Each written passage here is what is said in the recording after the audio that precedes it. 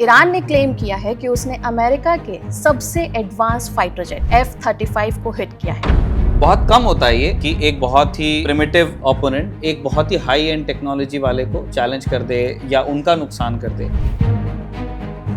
Normal आप fighters देखेंगे fourth generation, तो उसमें क्या होता है कि जहाज के पंख होते हैं और बेली होती है, उसके नीचे मिसाइल्स, बॉम्ब्स और टैंक्स लगे होते हैं, दिखता भी है नीचे से। F-35 में सब कुछ प्लेन की बॉडी के अंदर होता है, एक बड़ा स्मूथ सरफेस होता है, अगर जरूरत पड़े तो वो उसके बाहर भी कैरी कर सकता है। एडवांस उसमें एसआर रडार्स हैं, पायलट के लिए बड़ा इजी है टू फ्लाई। एक F-35 में पायलट को बहुत कम फ्लाइंग करनी पड़ती है। इवन जो वर्टिकल टेक ऑफ है या वर्टिकल लैंडिंग है, उसमें वो भी एक बटन से होता है। कहने का मतलब ये है, हाई टेक्नोलॉजी अगर आपके पास में है, से F-35 या कोई भी और चीज, वो इस बात की गारंटी नहीं है कि आपको कभी लॉस नहीं हो। फ्रॉम एन अमेरिकन पर्सपेक्टिव वो बहुत लकी महसूस कर रहे होंगे कि वो जो प्लेन है वो एक तो ईरान में नहीं गिरा, दूसरा the pilot is alive. F-35 को हिट करने की जो खबर है, ईरान को किसी तरीके का और फायदा हो सकता है। इफ इट इज ट्रू, अगर जो CNN बोल रहा है वो वास्तव में हुआ है, तो ये ईरान के लिए मतलब एक मेडल की तरह उसको कैरी करेंगे। ईरान का सामना दुनिया की सबसे मॉडर्न एयरफोर्स से पड़ा है, जो US एयरफोर्स है, और सबसे शार्प स्किल्स वाली एयरफोर्स से पड़ा है, जो कि इजरायली एयरफोर्स है, IAF। This is a very deadly combination. मुझे लगता है कि रशियंस और चाइनीज, ये दोनों लोग बहुत क्लोजली इस कॉन्फ्लिक्ट को देख रहे हैं। वो देखना चाहते हैं कि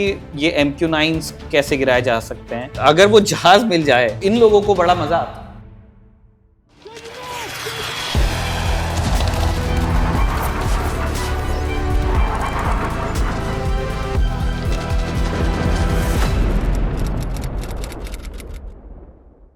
आज इसराइल और अमेरिका की ईरान के साथ चल रही इस जंग को करीब 3 हफ्ते हो गए और हर दिन सिचुएशन और इंटेंस होती जा रही है। शुरुआत से ही अमेरिका और इसराइल ने मिलकर ईरान के खास जगहों जैसे कि मिलिट्री हो गया, मिसाइल बेसिस हो गया, डिफेंस इंफ्रास्ट्रक्चर हो गया, उसको तहस नहस किया। बदले में ईरान भी चुप नहीं रहा, उसने भी गल्फ रीजन में तेल और गैस इंफ्रास्ट्रक्चर को डैमेज करने की कोशिश करी। इसी बीच में अब एक नई खबर आई है। ईरान ने क्लेम किया है कि उसने अमेरिका के सबसे एडवांस फाइटर जेट F-35 को हिट किया है। तो क्या इस क्लेम में इतनी सच्चाई है? अमेरिका का इस पर क्या कहना है? और ऐसा जेट जिसके बारे में कहा जाता था कि वो दुश्मन देश में जाकर अपना टारगेट हिट करके बिना किसी को पता चले वापस आ सकता है, तो क्या उसको गिराना मुमकिन है? इन्हीं सब सवालों के बारे में बात करेंगे फौजी के इस एपिसोड में। नमस्कार, मैं हूं डिम्पिका और मेरे साथ हैं निखिल। हेलो डिम्पिका। ये F-35 का गिरना इतनी बड़ी डील क्यों माना जा रहा है? इतनी बड़ी बात क्यों है? देखो डिम्पिका, अभी गिरने का तो हम श्योर नहीं है। वो इमरजेंसी लैंडिंग हुई है, सेंटकॉम ने ये कहा है। और 19 मार्च को ये इमरजेंसी लैंडिंग हुई थी, और जो US की सेंट्रल कमांड है, ये लड़ाई अमेरिका की तरफ से सेंट्रल कमांड लड़ रही है, वो वहीं पे वो लोग बेस्ड हैं। तो वहाँ जो प्रवक्ता है कैप्टन टिम हॉकिंस, उन्होंने ये कहा है कि इमरजेंसी लैंडिंग हुई है। 1 2, उन्होंने कहा है कि पायलट इज स्टेबल, है ना। तो इसका मतलब ये मिल रहा है, लगता है कि शायद पायलट को कोई इंजरी हुई होगी।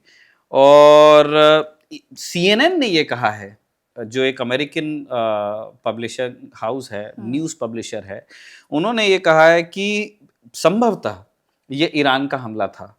और IRGC ने तो क्लेम किया ही है कि ये हमारे हमले के बाद हुआ है। तो ये अभी क्लियर होना है कि ये क्रैश हुआ कि नहीं। एक इमरजेंसी लैंडिंग हुई है, और इमरजेंसी लैंडिंग हुई है, इसका मतलब there was something wrong with the plane. और पायलट की कंडीशन को स्टेबल बताना, उसका हिंट ये है कि उनको कुछ तो हुआ है।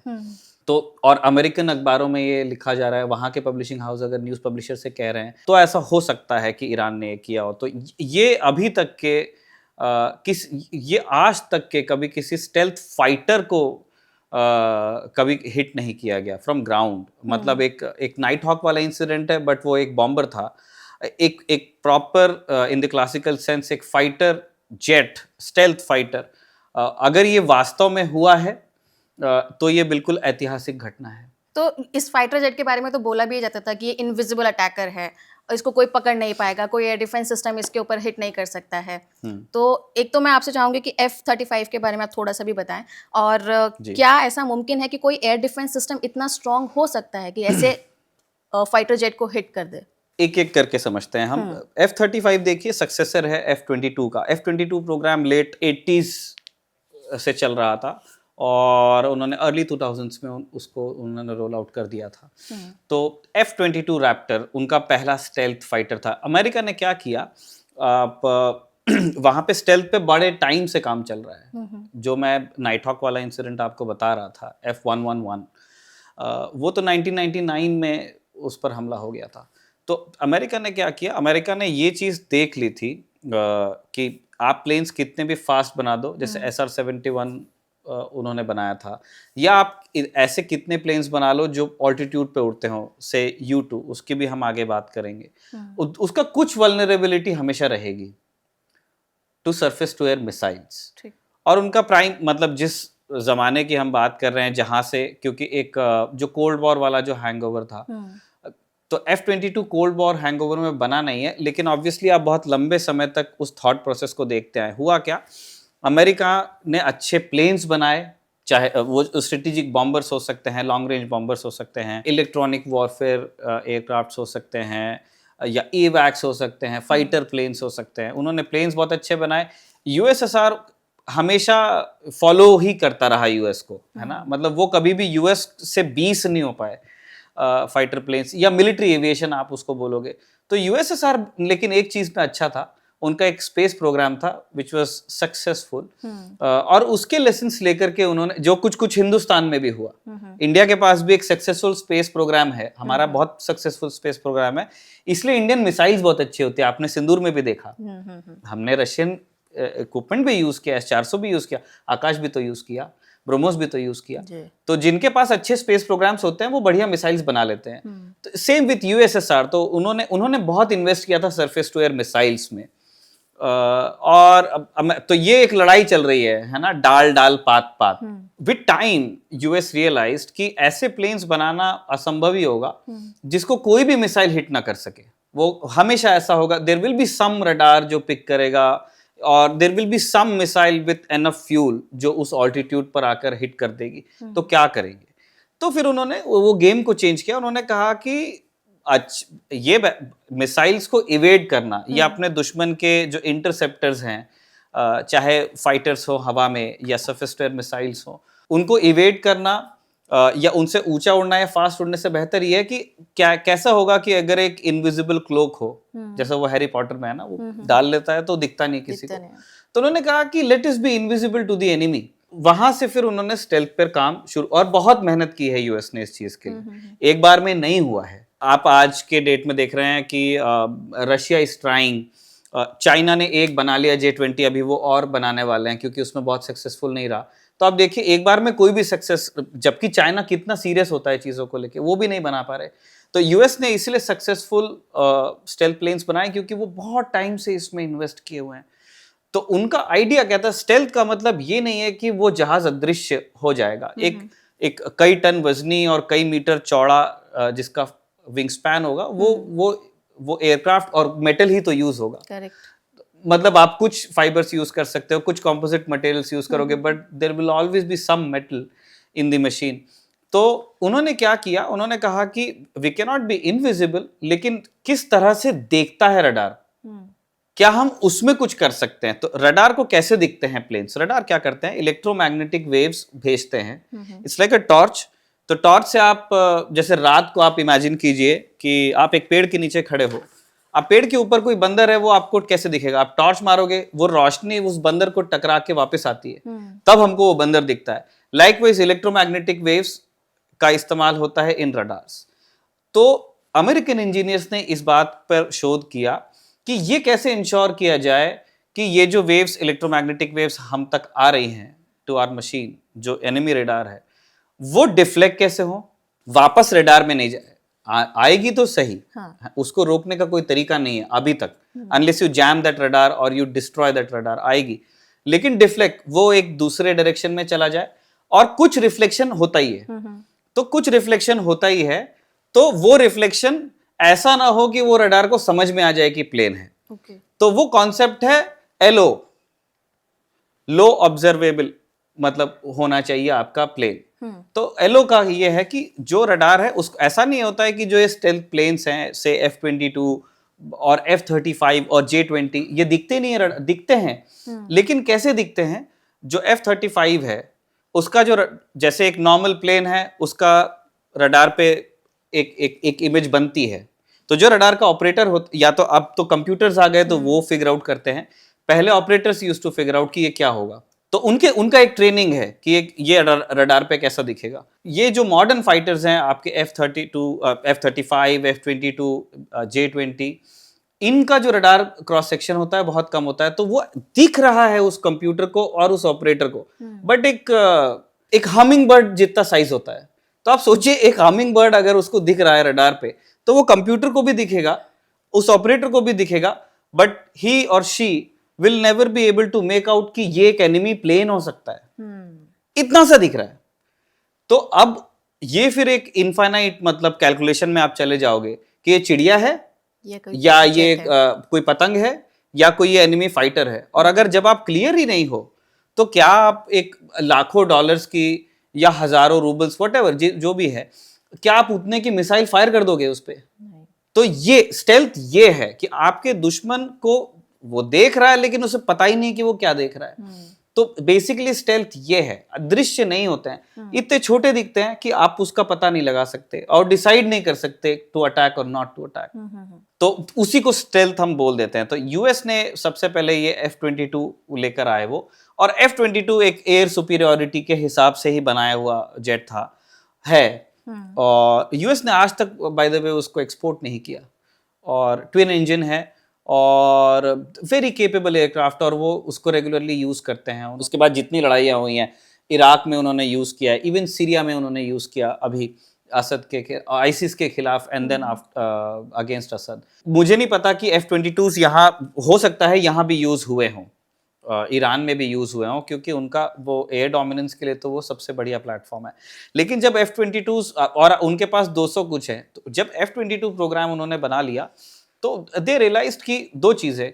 One, F-22 was very costly, मतलब उन्होंने इतने हाई स्टैंडर्ड सेट किए थे यूएस एयरफोर्स ने, जो जितने भी डिफेंस कॉन्ट्रैक्टर्स थे उनके लिए, और उसके अंदर इतनी हाई टेक्नोलॉजी लगी थी कि वो प्रोजेक्ट कॉस्ट उनको बहुत ज़्यादा पड़ा। तो फिर उन्होंने कहा कि यार इतना मैं, और उसका पहली चीज़ कॉस्ट, दूसरा उसका कोई कॉम्पिटिटर ही नहीं था, आज भी नहीं है। F-22 के बराबर लड़ने वाला कोई फाइटर एयरक्राफ्ट पृथ्वी पे किसी के पास नहीं है। रूस के पास नहीं है, चीन के पास नहीं, किसी के पास नहीं है। तो फिर यूएस ने कहा कि यार जब कंपटीशन ही नहीं है तो इनको इतने नंबर्स में बनाने, क्योंकि वो फिर आपके बाकी प्रोग्राम्स को ड्रेन करता है अगर आप इतना महंगा एक ही प्रोग्राम आप चलाओगे। तो वहां से फिर आया कि मतलब एक जॉइंट प्रोग्राम बनाते हैं। वहां पे जैसे इंडिया में फिक्स विंग फाइटर सिर्फ एयरफोर्स यूज करती है और नेवी यूज करती है, यूएस में सिस्टम अलग है। यूएस में उनकी मरीन कोर, लाइक अस, उनके पास भी एयरफोर्स में फाइटर्स होते हैं, नेवी में फाइटर्स होते हैं, लेकिन वहाँ मरीन कोर के भी फाइटर्स होते हैं। अच्छा। तो उन्होंने कहा कि और हर फोर्सेस की फिर अपनी अपनी एक स्पेसिफिक रिक्वायरमेंट होती है। जैसे एयरफोर्स ऐसा प्लेन चाहेगी हमेशा, अ वेरी पावरफुल प्लेन, क्योंकि एयरफोर्स उड़ेगी हमेशा बेसिस से, एक पूरा रनवे होगा, तो वो एक बड़ा प्लेन चाहेंगे, एक पावरफुल प्लेन चाहेंगे, ताकि ज्यादा से ज्यादा वो लेके जा सके अपने साथ, हथियार लेके जा सके। नेवी की रिक्वायरमेंट अलग होती है, नेवी में सेफ्टी बहुत ज्यादा मैटर करती है, और अलग उनके, क्योंकि उनको ये चाहिए, क्योंकि वो कहीं लैंड नहीं कर सकते, वो कैरियर पे ही लैंड कर सकते हैं और वहीं से टेक ऑफ करना है। तो one, they need a very safe plane. दूसरा, उनका प्लेन थोड़ा मजबूत होना चाहिए, बिकॉज वो अरेस्टेड लैंडिंग होती है, केबल पकड़ के उनको रुकना होता है, और उनको रिडंडेंसी चाहिए होती है नेवी वालों को। फिर वहाँ मरीन कोर यूज करती है, मरीन कोर प्रॉपर कैरियर से टेक ऑफ नहीं करती है वहाँ, उनके लैंडिंग डॉक्स उनको बोलते हैं, छोटा कैरियर ही होता है वो। तो वो पहले हैरियर जंप जेट्स यूज करते थे, जो by the way Indian navy में भी उसका एक सिस्टर यूज किया जाता था। तो वो वर्टिकल टेक ऑफ किया करते थे। तो वहाँ की जो एयरफोर्स है वो चाहती है एक फिक्स विंग एयरक्राफ्ट जो एक लंबे रनवे से टेक ऑफ करके एक लंबे रनवे पे उतरे। वहाँ की नेवी एक ऐसा एयरक्राफ्ट चाहती है एक जो एक शॉर्ट रनवे हो, उसमें कैटपुल्ट लॉन्च हो, बट अरेस्टेड लैंडिंग होगा, मतलब वो केबल से रुके। और मरीन कोर एक बिल्कुल ही अलग एयरक्राफ्ट चाहती है, उनको चाहिए शॉर्ट टेक ऑफ या vertical take off and vertical landing. तो यूएस में एक विचार आया कि 3 प्लेन बनाने से अच्छा 3 अलग अलग सर्विसेज के लिए और 3 अलग अलग कॉन्सेप्ट्स बनाना और 3 अलग अलग कॉन्ट्रैक्ट्स देना। उनको क्या लगा कि ये सस्ता होगा अगर एक ही प्लेन बनाते हैं और तीनों की स्पेसिफिकेशन के हिसाब से। अब उस चक्कर में क्या हुआ कि F-35 बना, F-35B और C भी बना। तो वहाँ पे एक F-35 है जो एयरफोर्स उनकी यूज़ करती है, जो बिल्कुल उनके स्पेसिफिकेशन पे है। जो वहाँ की नेवी के पास F-35 है, वो कैटपुल्ट असिस्टेड टेक ऑफ्स करते हैं और अरेस्टेड लैंडिंग्स करते हैं, और मरीन कोर के पास में वर्टिकल टेक ऑफ वाले भी हैं। तो इस तरह से F-35 प्रोग्राम बना था। F-35 क्योंकि सक्सेसर है तो उसमें, और उनको कॉस्ट कम रखना था, तो उन्होंने क्या किया था, बाय द वे कॉस्ट कम नहीं हो पाया, F-35 प्रोग्राम का कॉस्ट F-22 से ज्यादा हो गया।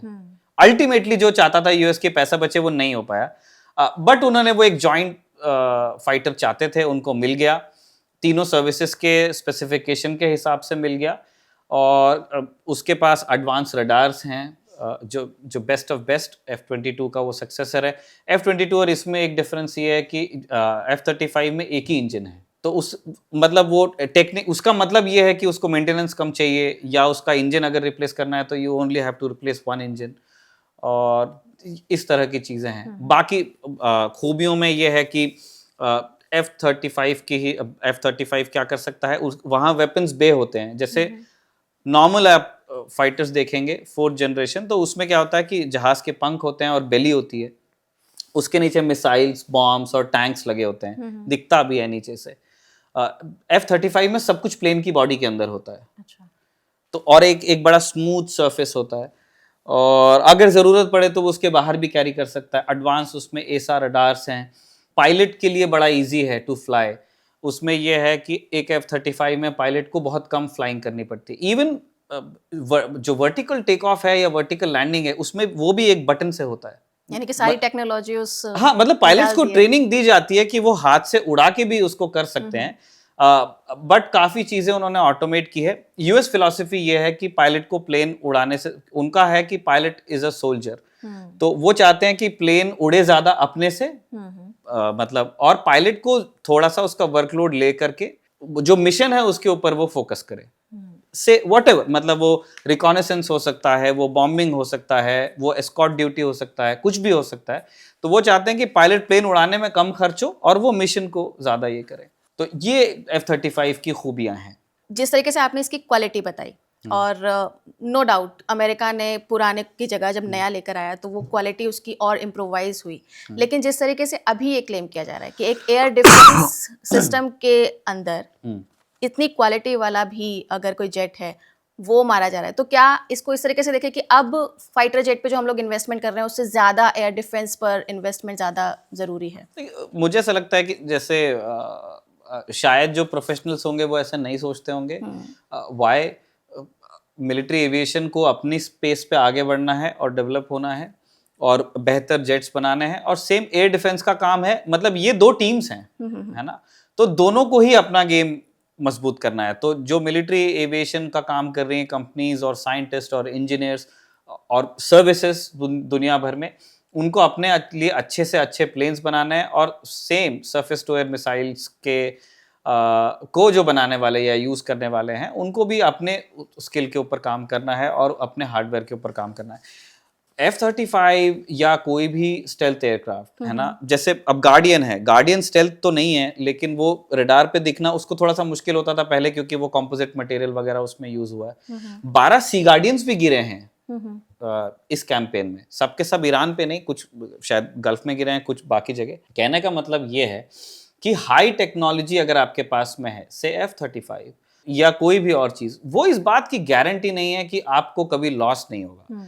एक बड़ा इंटरेस्टिंग चीज है, जयदीप मावलनकर एक हैं नेवल एविएटर हैं हिंदुस्तान के, उन्होंने जो हमारा LCA नेवी था, जो नेवी वाला तेजस था जिसकी लैंडिंग्स हुई INS विक्रांत पे, वो उन्होंने ही की थी, और वो बहुत टाइम तक के तेजस प्रोग्राम से जुड़े रहे, वेरी रेप्यूटेड टेस्ट पायलट, और नेवी में भी थे, और अभी वो रिटायर कर गए, वो अपना कुछ काम करते हैं। बट वो जैसे वो कमेंट करते हैं चीज़ों के ऊपर, तो उन्होंने एक बहुत अच्छी चीज़ कही थी जब ये कैरियर वाली डिबेट चल रही थी, तब उन्होंने कहा था कि देखिए, अगर आपको किसी चीज़ को कॉम्बैट में डिप्लॉय करना है तो फिर आपके अंदर वो जिगर भी होना चाहिए, मतलब you should be able to afford to lose that thing, ये उन्होंने ये इंडिया के कैरियर्स के बारे में कही थी। पहली चीज तो ये है कि आपके पास कितना भी महंगा इक्विपमेंट है, जंग में उसको यूज करना है ना, ये आप समझो कि गिर सकता है या उस चीज को नुकसान हो सकता है, उस इनहेरेंट चीज को एक्सेप्ट करना चाहिए।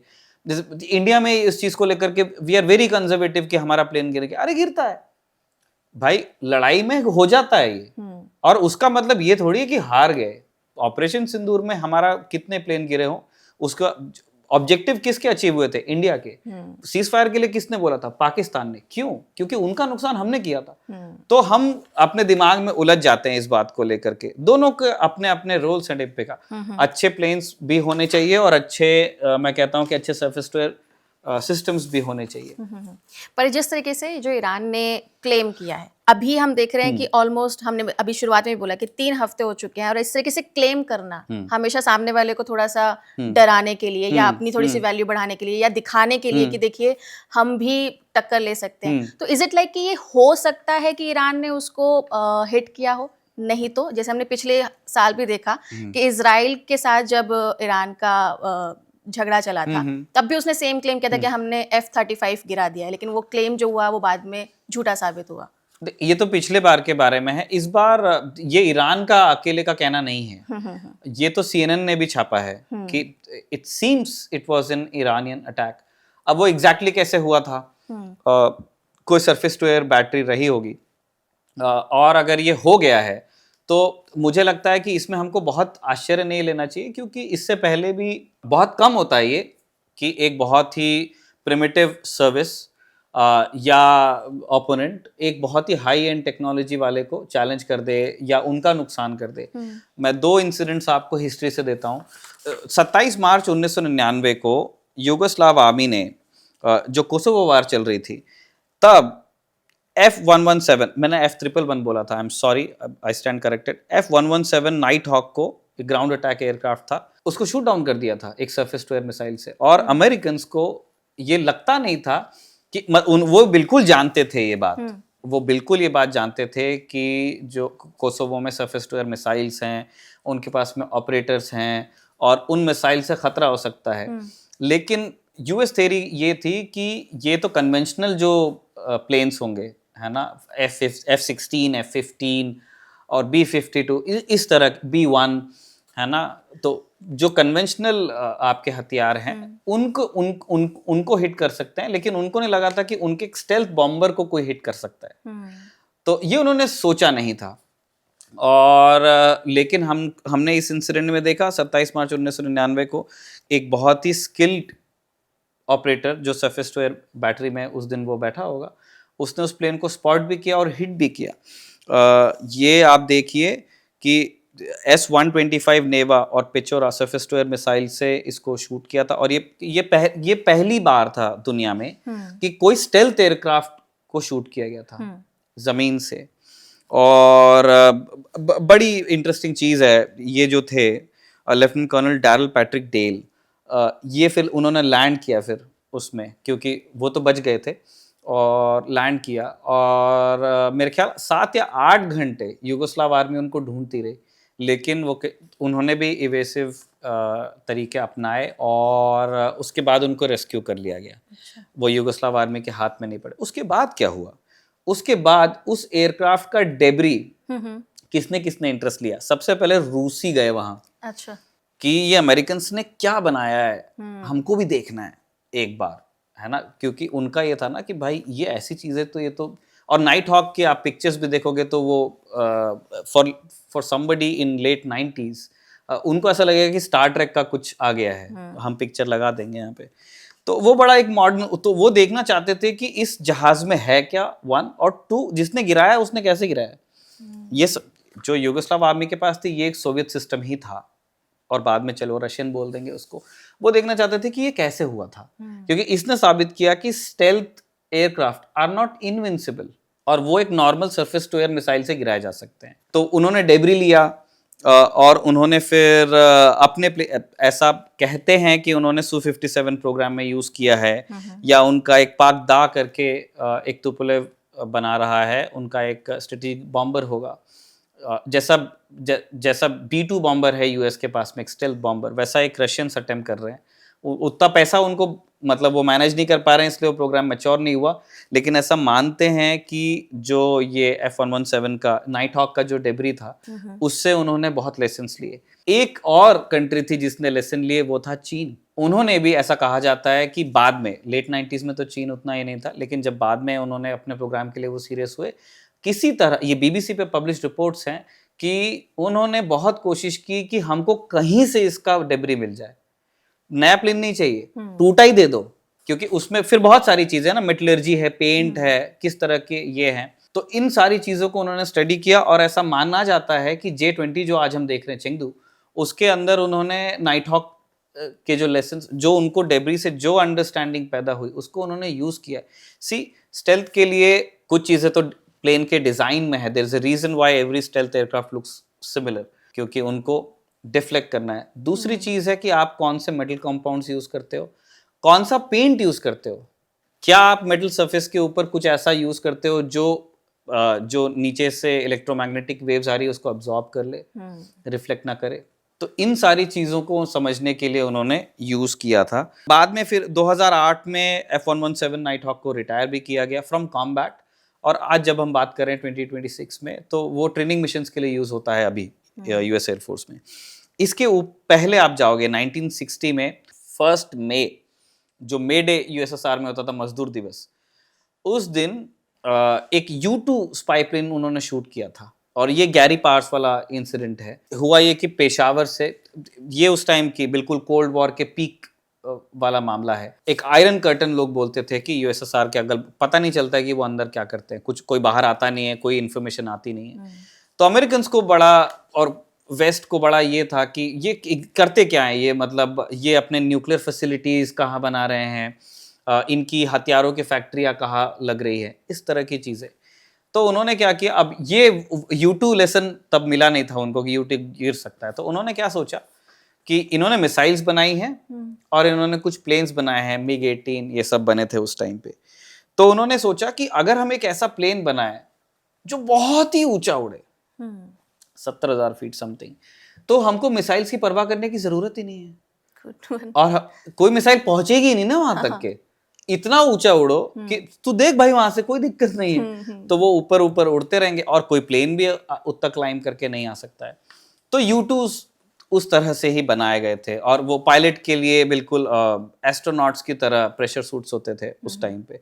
अभी भी by the way U-2 still survives, और U-2 मिशंस आज भी होते हैं। तो पेशावर से उसने टेक ऑफ किया और वो साइबेरिया के ऊपर वो उड़ रहा था, और उनका एक प्लूटोनियम मैन्युफैक्चरिंग फैसिलिटी थी USSR की, उसके ऊपर उसने एक फ्लाइट ली थी। ये है चेलियाबिंस्क के ऊपर एक प्लूटोनियम उनकी फैसिलिटी थी, वहाँ उसका प्रोडक्शन होता था।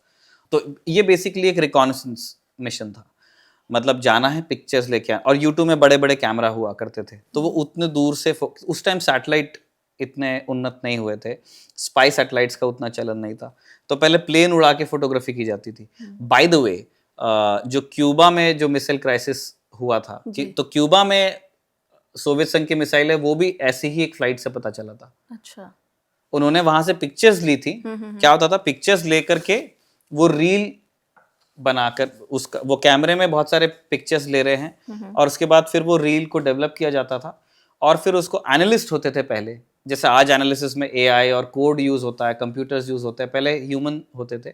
और उसका उसूल था कि एक एनालिस्ट वही रिपोर्ट कर सकता है जो और 2 एनालिस्ट बताएं इंडिपेंडेंटली। 3 लोग जो चीज उससे इन्फर करेंगे, है ना, से आपके पास एक ग्रिड का फोटो है, और उसमें कोई टैंक दिख रहा है, तो अगर 3 लोग उसको टैंक ही डिड्यूस करते हैं, इसका मतलब यह है कि इट वाज अ टैंक, है ना, मतलब एक तरीके से मेजॉरिटी वाला सीन।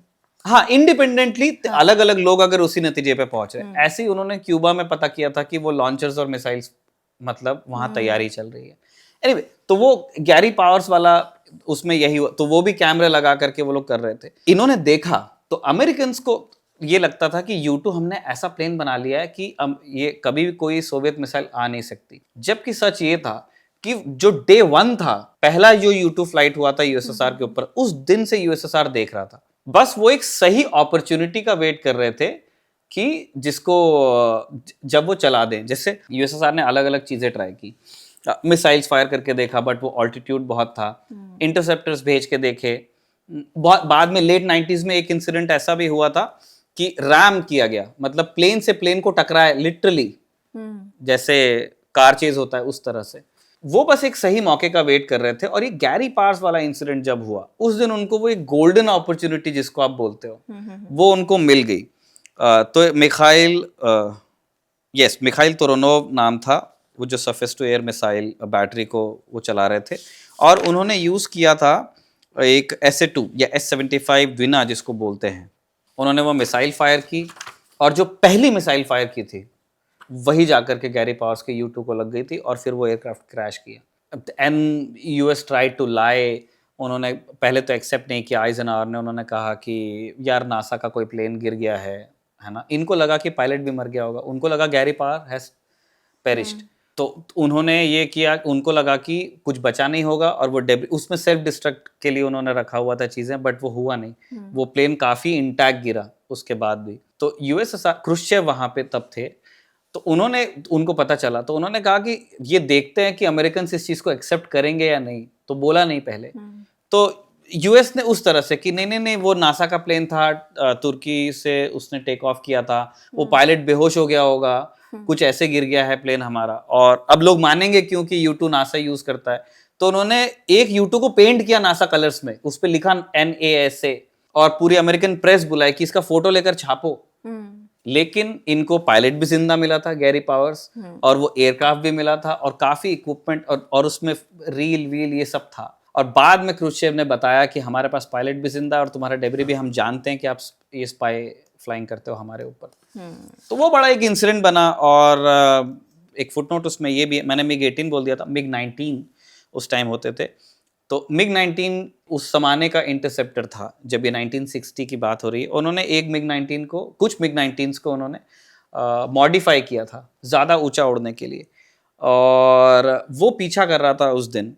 और उसका एक पायलट सर्गेई सफरनोव, इन्होंने 8 मिसाइल्स फायर की थी। तो पहली तो गैरी पावर्स को लगी, लेकिन बाद की कुछ मिसाइलों में से एक इस सर्गेई सफरनोव के MiG-19 को लग गई थी। तो वो भी क्रैश हुआ और ये पायलट मर गया था। तो ये दो इंसिडेंट बताते हैं कि हाई टेक्नोलॉजी अगर आपके पास में है तभी भी इसका मतलब ये नहीं कि यू आर इनविंसिबल, आपको किया जा सकता है। अगेन जैसे F-117 के, जैसे नाइट हॉक के केस में हुआ था, U-2 के क्रैश के बाद में यूएसएसआर ने U-2 को भी रिवर्स इंजीनियर करने की कोशिश की थी, लेकिन फिर बाद में गैरी पावर्स को लौटाया गया 1962 में, आई गेस 2 साल बाद दिया था।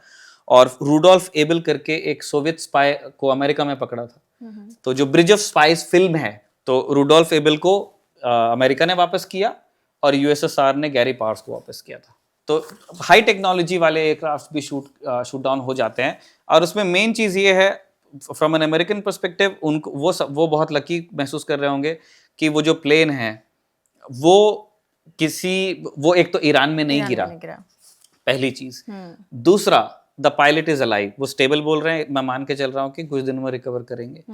और फिर तीसरा ये है कि वो इराक में भी किसी ईरान समर्थित मिलिशिया के हाथ में नहीं लगा, क्योंकि अगर ऐसा हो जाता तो ये लोग बिल्कुल, अगर F-35 गिर जाए कहीं तो वो जल जाए, कैसा टुड़ा मुड़ा, उसके डेब्री की मतलब करोड़ों कीमत होगी। और रशियंस इंटरेस्टेड होंगे, चाइनीज इंटरेस्टेड होंगे, दुनिया के बहुत देश इंटरेस्टेड होंगे कि आपने कैसे किया है।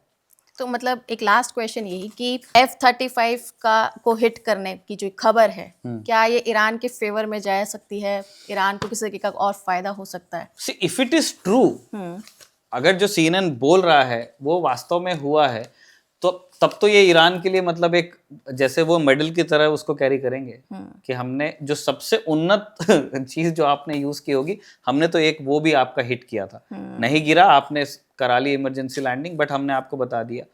और ये यूएस मतलब उनके लिए एक विक्ट्री है। अमेरिकन के हिसाब से देखो तो उनके लिए दोनों चीजें, पायलट उनका सेफ है और दूसरा उनकी जो टेक्नोलॉजी है, सेंसिटिव टेक्नोलॉजी है जो वो देना नहीं चाहते दुनिया को, वो किसी दूसरे के हाथ में नहीं गई है। तो अभी क्या है, ये विन विन हो गया। ईरान विल से कि हमने F-35 को भी हिट किया, वो बोल भी रहे हैं, है ना।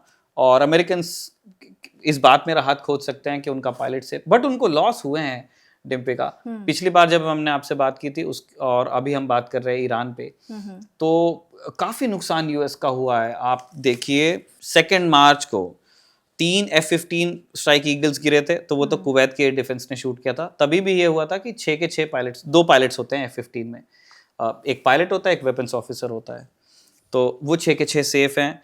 फिर 12 मार्च को इराकी स्काईज के ऊपर एक KC-135 स्ट्रैटो टैंकर, जो उड़ता पेट्रोल पंप है सो टू स्पीक, वो क्रैश हुआ। और उसके बारे में भी इराक की मिलिशिया जो है वहाँ पे, इस्लामिक रेजिस्टेंस ऑफ इराक, उसका कहना है कि हमने हमला किया था।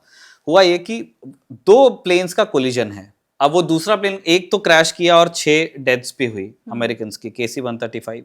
एक और स्ट्रैटो टैंकर था जो इजराइल में जिसने लैंड किया बाद में जाके। इराकीज का कहना है, जो इराकी मिलिशिया है ईरान के पक्ष वाली, उनका कहना है कि इस दूसरे प्लेन को हमने एंगेज किया था। तो दैट हैपेंड। और फिर 1 तारीख को तो हम जानते हैं कि कुवैत में शुएब पोर्ट पे 6 यूएस आर्मी के लोगों की जान गई थी। और 7 मार्च को सऊदी अरेबिया में प्रिंस सुल्तान एयरबेस पे जो एक मिसाइल अटैक हुआ था, उसमें भी 1 की जान गई थी। और हाई टेक्नोलॉजी में आप जाओ देखोगे तो कम से कम 12 MQ-9 रिपर्स भी गिरे हैं, कुछ ईरान में, कुछ गल्फ में और कुछ बाकी जगहों पे, मतलब इन दिस कॉन्फ्लिक्ट। तो ये नुकसान तो अमेरिका का हो रहा है। ये आपको बताता है कि एसिमेट्री में काम कैसे होता है। ईरान का सामना दुनिया की सबसे मॉडर्न एयरफोर्स से पड़ा है, जो यूएस एयरफोर्स है, और सबसे शार्प स्किल्स वाली एयरफोर्स से पड़ा है, जो कि इजरायली एयरफोर्स है, IAF। तो इन दोनों, ये this is a very deadly combination. बावजूद मतलब ईरान ने कुछ हिट स्कोर किए हैं, तो उनके लिए एक अच्छी चीज़ है। मतलब वो लोग इसमें ज़रूर विक्ट्री क्लेम करने के, जब भी ख़त्म होगी, वो इस चीज़ को बहुत अच्छे से दुनिया को याद दिलाएंगे कि हमने भी आपका ये नुकसान किया होगा। मुझे लगता है कि रशियंस और चाइनीज़, ये दोनों लोग बहुत क्लोजली इस कॉन्फ्लिक्ट को देख रहे हैं। वो देखना चाहते हैं कि ये MQ-9s कैसे गिराए जा सकते हैं। वो देखना चाहते हैं कि अमेरिकन रडार्स को कैसे, क्योंकि जो गल्फ में ईरान ने किया है, वो देखना चाहते हैं कि इफ़ दिस इज़ ट्रू कि F-35 को हिट किया था। देखो ये भी हो सकता है डिम्पिका कि जो वो, अगर ये हुआ है तो सरफेस टू एयर बैटरी में जो उस दिन वो बैठा था, वो 2 पॉसिबिलिटी है, या तो वो बहुत स्किल्ड था, बहुत स्किल्ड का मतलब फिर हम उसको क्रेडिट देंगे, या तो वो लकी था। तो लक तो फिर किसी का किसी भी दिन आ सकता है। तो वो अब इसमें से एग्जैक्ट केस क्या था, वो तो हमको शायद 10 साल 20 साल बाद पता चलेगा, जब इसके ऊपर स्कॉलरशिप बाहर आएगी कि वहां क्या हुआ था। बट ईदर वे, रशियंस भी जानना चाहते होंगे, चाइनीज लोग भी जानना चाहते हैं कि, क्योंकि वो उन्होंने ये देखा है कि अमेरिकन एयर सुपीरियोरिटी का जैसे मजाक बना है इराकी स्काईज पे, वो ये देखना चाहते हैं कि ये हम अपने बेनिफिट के लिए कैसे यूज कर सकते हैं। 2 स्थितियां हैं, क्योंकि एक तो जो यूक्रेन का आसमान है, वहां पे इन्होंने बहुत कोशिश की, पुतिन ने, एयर सुपीरियोरिटी की, वो कभी नहीं हो पाई। और आए इनके भी, अमेरिकन भी नहीं वहां पे आए अपने प्लेन्स लेकर के, लेकिन वो ऑब्वियसली एक अमेरिकन हेल्प है जिस वजह से यूक्रेन पे पुतिन का एयर डोमिनेंस नहीं हो पा रहा है। अब पुतिन या रशियंस इस बात में बड़े मजे ले रहे हैं कि देखो, जो हम यूक्रेन में नहीं कर पाए, वो आप भी ईरान में नहीं कर पा रहे हो, और दोनों एक दूसरे की गलतियों से सीखने की कोशिश करते हैं कि कल को हमारा आमना सामना हो जाए। एंड सेम विद चाइना, उनको, उनके दिमाग में यह है कि कल को अगर ताइवान पर हमारी लड़ाई होती है और अमेरिकन आते हैं, तो उनकी किस कमजोरी को कैसे एक्सप्लॉइट करना है। इसलिए मैं कह रहा हूं कि अगर वो जहाज गिर जाता, मैं बिल्कुल नहीं कह रहा हूं, मैं मानता हूं कि जो पायलट उसको उड़ा रहा था, वो भी, उसकी एक फैमिली है, मैं नहीं चाहता और कि उसको कोई भी, मैं किसी की किलिंग को सेलिब्रेट नहीं करूंगा, चाहे ईरानी हो चाहे अमेरिकन हो। बट वो अगर वो जहाज मिल जाए तो इन लोगों को बड़ा मजा आता। तो यानी कि जो ईरान का ये क्लेम है कि उसने अमेरिका के सबसे एडवांस फाइटर जेट को गिराया है, ना सिर्फ उसके लिए एक तरीके से प्लस पॉइंट हो सकता है, उसको आगे कहीं ना कहीं पॉजिटिव सपोर्ट दे सकता है, बल्कि दूसरी ऐसी कई कंट्रीज हैं जो अमेरिका और ईरान के बीच में जो इस समय युद्ध चल रहा है, उसके लिए भी काफ़ी लर्निंग्स मिल सकती है। फिलहाल फौजी के एपिसोड में इतना ही, आपसे फिर मुलाकात होगी, तब तक आप बने रहिए खबर गांव के साथ। नमस्कार।